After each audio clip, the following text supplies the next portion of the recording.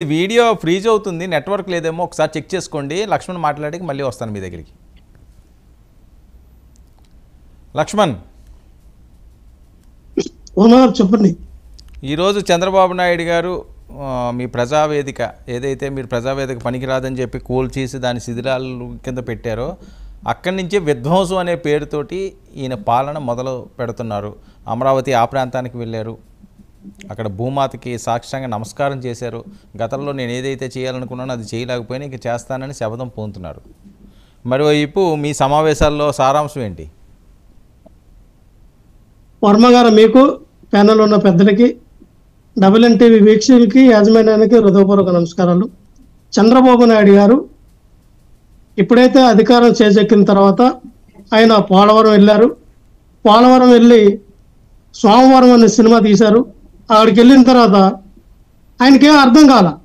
అరే మనం తప్పు చేసామే, ఏదైతే 2 కాపర్ డ్యాములు కట్టకుండా మన డయాఫ్రామాలు కట్టామే, దానివల్ల ఈ రోజున జరిగిన నష్టం పోలవరం ప్రాజెక్టు పూర్తవుతుందో లేదనే దయాని స్థితికి వచ్చామే.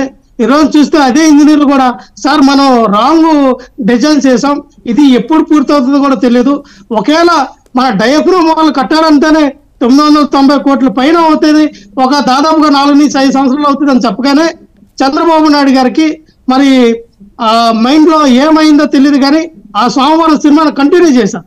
అయ్యా ఇక్కడ ట్విస్ట్ ఉండాలి, ఏంటి ఆ ట్విస్ట్ అని చెప్పి ఏదైతే ప్రజావేదిక కూలిపోయిన దగ్గరికి వెళ్ళి ఈ రోజున మళ్ళీ రాష్ట్ర ప్రజలకి ఒక సినిమా చూపిస్తా ఉన్నారు.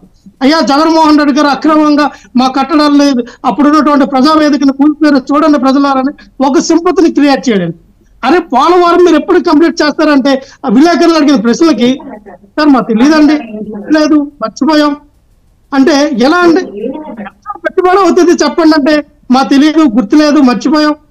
అదే సినిమాలో జూనియర్ NTR గారు చెప్తారంట డైలాగ్, ఆ డైలాగ్ చెప్పారు ఆయన. సరే అంతా బాగుంది, మంచి సినిమా డైలాగ్ చెప్పారు. మరి ఎంత ఈ 5 సంవత్సరాలైనా మీరు కంప్లీట్ చేస్తారంటే దానికి సమాధానం చెప్పలేదు. ఎందుకంటే ఆయన తెలుసు ఈ 5 సంవత్సరంలో పోలవరం పూర్తి అవుదని తెలుసు, ఈ 5 సంవత్సరాల్లో అమరావతి పూర్తి అవుదని తెలుసు. అమరావతి దీంట్లో ఏంటంటే మళ్ళీ ఒక 5,000 10,000 కోట్లు అక్కడ పెట్టి ఏవో చిన్న చిన్న రేకుల సెట్లు అంటూ కట్టి ఏవో చిన్న చిన్న రోడ్లు ఏవో వేసి అక్కడ కూడా వాళ్ళ కాంట్రాక్టులు ఈయన కమిషన్లు దండుకోవడానికి తప్ప ఏం ఉపయోగం లేదు. అదే 5,000 10,000 కోట్లు తీసుకొచ్చి ఆర్థిక రాజధాని చేస్తున్నటువంటి వైజాగ్ మీద పెడితే ఈ పాటికి రాష్ట్ర ప్రజలందరికీ కూడా ఒక మంచి రాజధానిగా ఏర్పడే అవకాశం ఉంటది. అదే మీకు కట్టినటువంటి 600 కోట్లతో కట్టినటువంటి ఆ భవనాల్లో చంద్రబాబు నాయుడు గారు, పవన్ కళ్యాణ్ గారు మరి దాన్ని యూజ్ చేసుకొని మీరు పరిపాలించండి. ప్రజాధనాన్ని ఎందుకు వృధా చేస్తారు? ప్రజాధనాన్ని ఎందుకు వృధా చేస్తారు? ఒకటేనండి, ఇదంతా కూడా సినిమా పక్కిలో వెళ్తా ఉన్నారు. మీరు ఇచ్చిన హామీలు ఏంటి, మీరు ఇచ్చిన సూపర్ 6 ఏంటి? రేపు 1వ తారీఖు రాబోతా ఉంది, మరొక 10 రోజుల్లో 1వ తారీఖు రాబోతా ఉంది.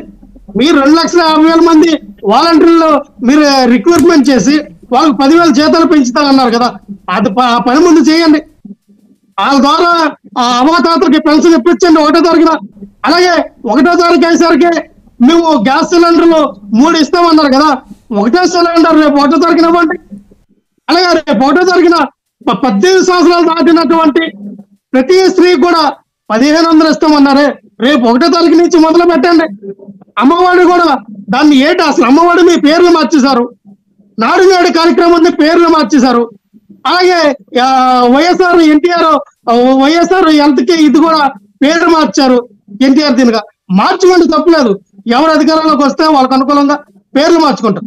కానీ ఇక్కడ మీరు ఇచ్చిన హామీలన్నీ కూడా ప్రజలు ఎక్కడ అడుగుతారో అని రోజుకు సినిమా చూపిస్తా ఉన్నారు, షార్ట్ ఫిల్మ్ చూపిస్తూ ఉన్నారు.